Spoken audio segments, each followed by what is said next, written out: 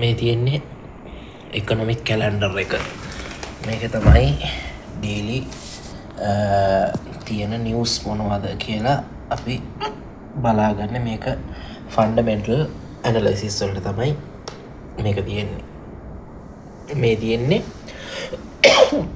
World market එකේ markets කිහිපයක තියෙන trading චාර්ට්ස්.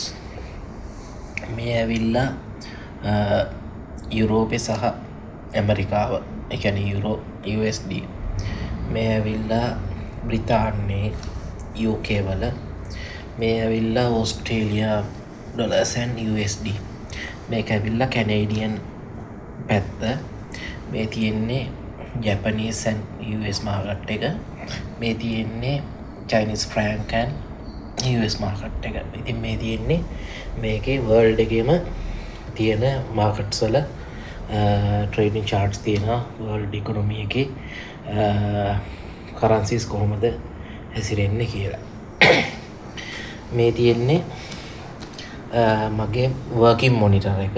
මේ වර්කින් මොනිටර් එකේ මම අවශ්‍ය කරන දේවල් හොයනවා, ඩොකියුමන්ට්ස් මේවා කරනවා, ඊට පස්සේ නිවුස් චෙක් කරනවා වර්ල්ඩ් එකේ මොකද වෙන්නේ කියලා.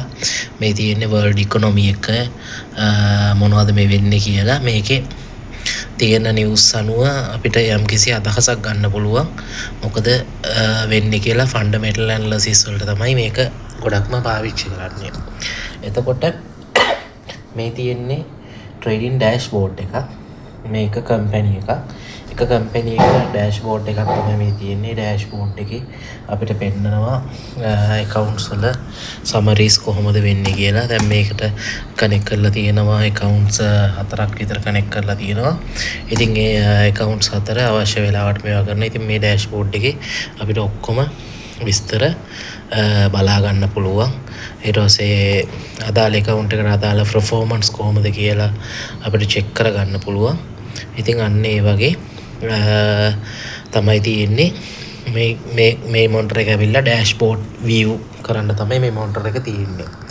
මේ තියෙන්නේ main currency එක විදිහට මම පාවිච්චි කරනවා American dollar එක සහ British pound එක.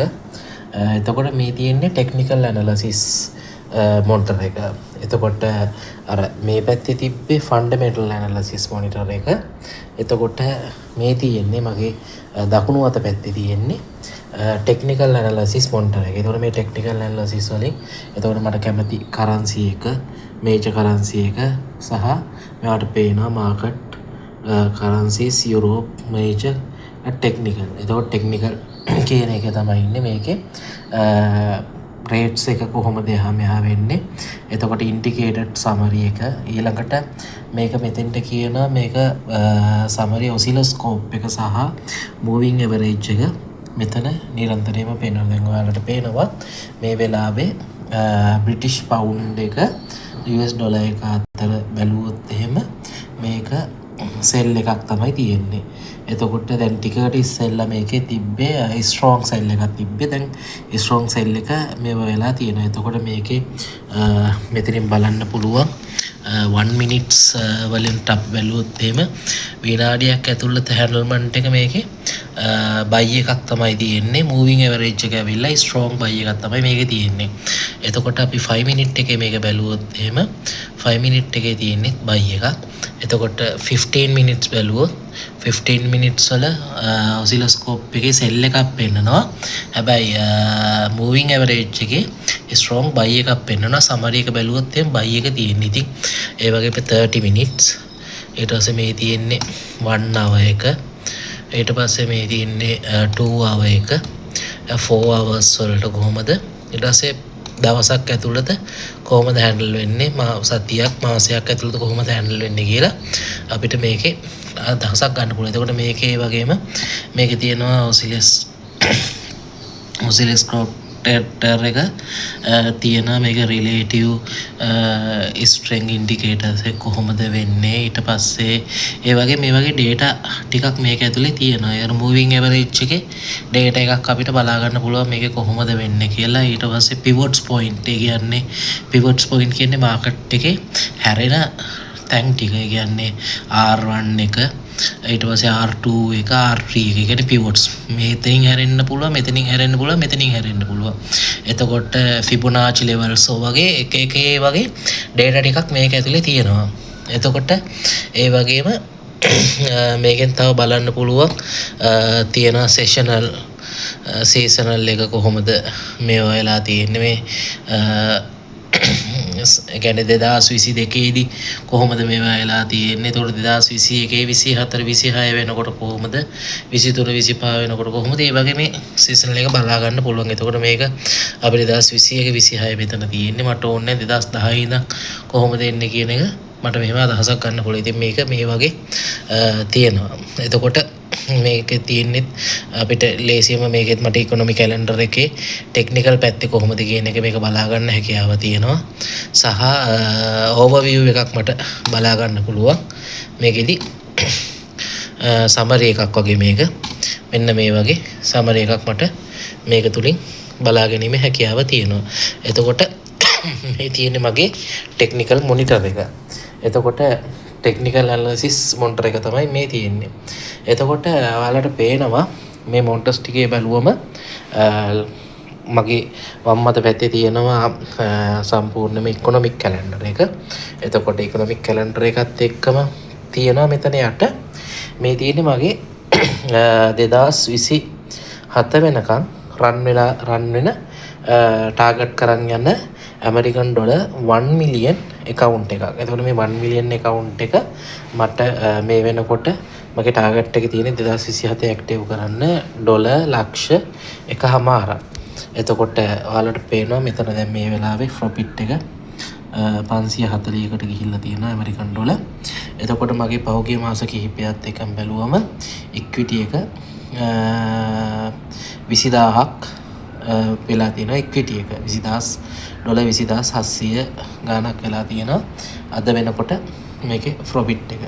ඉතින් මේ වෙනකොට මිලියන 1 මිලියන් 20000 ගාණක් වෙලා තියෙනවා මට මේක 11,50,000ක් වෙනකම් මට මේක ටාගට් එක මේව කරගමන් මේකේ ප්‍රොෆිට්ස් ටික අතේ මේක මගේ 2027 වෙන ටාගට් එක. එතකොට මම මේකට ෆුල් මොනිටර් එකක් දීලා තියෙනවා සම්පූර්ණයෙන්ම මේ මොනිටර් එකේ මේකේ සම්පූර්ණයෙන් මම ඒක අවශ්‍ය කරන ඇනලිසිස් සහ ඒ දේවල් කරනවා. මේක මැත් ට්‍රේඩ් කියන ප්ලැට්ෆෝම් එක තමයි මේකේ තියෙන්නේ ලක්ස් ට්‍රේඩ් ෆාර්ම්ස් ලාගේ. එතකොට මැත් ට්‍රේඩ් එකේ මට මේ තියෙන දේවල් ටික මේකේ තියෙනවා. එතකොට ඔයාලට පේනවා මෙන්න මේ සෙන්ට් එකත් එක්කම උඩ තියෙන මොනිටර් එක. මෙන්න මේ සෙන්ට් එකත් එක්ක උඩ තියෙන මොනිටර් එක මේක තමයි මගේ මාස්ටර් ට්‍රේඩින් එන්ටර් කරන ප්ලැට්ෆෝම් එක. එතකොට මේක MT5. එතකොට මේකෙන් තමයි මම ලක්ෂ 2කට වඩා අඩු ට්‍රේඩින් පැකේජස් හැන්ඩල් කරන්නේ මේකෙන්.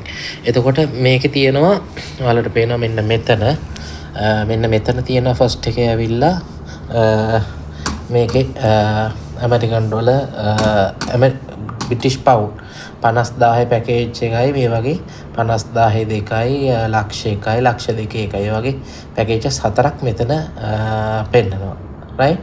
එතකොට මෙන්න මේ පැකේජස් 4 තමයි මේක හැන්ඩල් වෙන්නේ.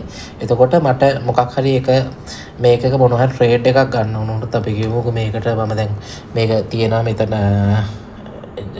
GBP USD මාකට් එක තමයි මෙතන මේ තියෙන්නේ. එතකොට මේ මාකට් එකේ මොකක් ට්‍රේඩ් එකක් කරනවා මම ගිහිල්ලා ඉවර වෙලා new trades කියන option තැනට ගිහිල්ලා ඉවරලා මම මෙතන මේකේ අලුත් ට්‍රේඩ් එකක් ඕපන් කරනවා right. එතකොට අලුත් ට්‍රේඩ් එකක් ඕපන් කරනවා නම් මම මේ වගේ ඇවිල්ලා මට ඒකට අවශ්‍ය කරන lot size එක volume එක stop loss තරම් මේවා ටික දීලා මම මේ ට්‍රේඩ් එකක් ගන්නවා.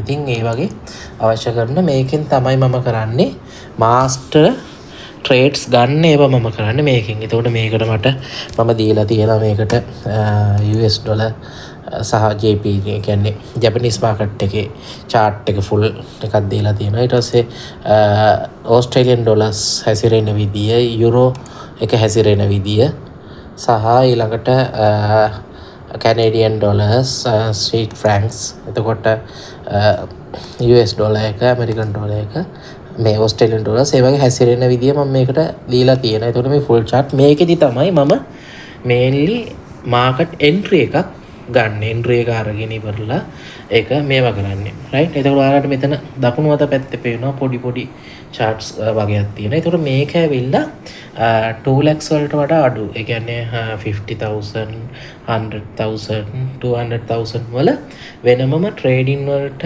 දීලා තියෙන මාකට්ස් වල පැනල්ස්. ඉතින් මේ වෙනකොට මයිනස් එකක් රන් වෙනවා. මේ ඔයාලට පේනවා මෙතන මේ ට්‍රේඩ් එක දාලා තියෙනවා. එතකොට මේ දැන් ටිකට කලින් තමයි මම මේක ට්‍රේඩ්ස් ගත්තේ.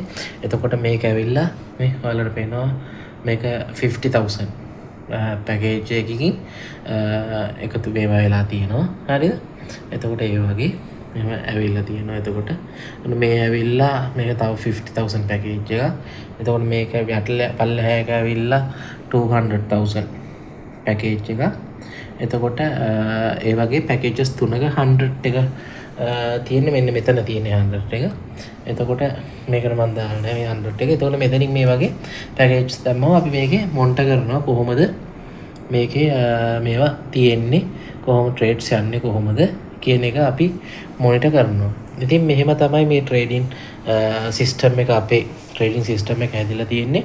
ඔයාලට පේනවා මේකේ ලොකු කාර්යභාරයක් මේ මොනිටර්ස් වල වෙනවා. හැම මොනිටර් එකකම යම්කිසි ක්‍රියාවක් සිද්ධ වෙනවා. යම්කිසි කාර්යභාරයක් මොනිටර්ස් වල සිද්ධ වෙනවා. එතකොට මෙතන ඉඳන් තමයි සෙන්ට්‍රලයිසේෂන්ස් මොනිටර් එකක් විදියට අපි මේක ෆුල් හැන්ඩල් කරන්නේ. මේකට මේ පවර් මේකත් දීලා තියෙනවා. හිටපු ගමන් මේ වෝල්ටේජ් එක 230ට වඩා 220 වඩා පොඩ්ඩක් අඩු වුණොත් එහෙම මේක හැමතිස්සෙම සිස්ටම් එකෙන් මොනිටර්ස් ටික ඕෆ් කරනවා. ඉතින් ඒ වගේ තමයි මේක හදලා තියෙන්නේ. ඉතින් ඇත්තටම වර්ල්ඩ් මාකට් එකේ ගනුදෙනු කරනකොට මෙයාගේ සිස්ටම් එකක් හැන්ඩල් කරනකොට අපිට ගොඩාක් දේවල් කරගන්න පුළුවන්. මම හිතන්නේ මේ සිස්ටම් එක ගැන ඔයාලා දෙයක් දැනගත්තා. Thank you.